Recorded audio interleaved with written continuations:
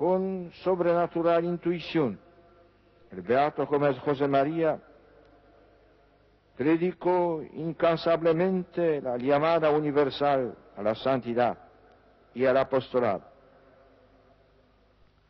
Cristo convoca a todos a santificarse en la realidad de la vida cotidiana,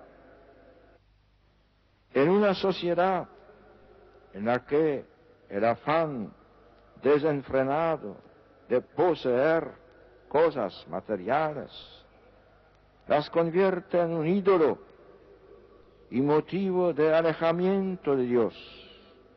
El nuevo beato nos recuerda que estas mismas realidades, criaturas de Dios, del ingenio humano,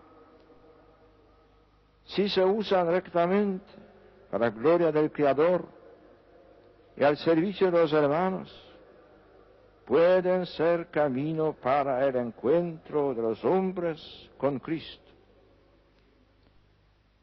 Todas las cosas de la tierra, enseñaba, también las actividades terrenas y temporales de los hombres, han de ser llevadas a Dios.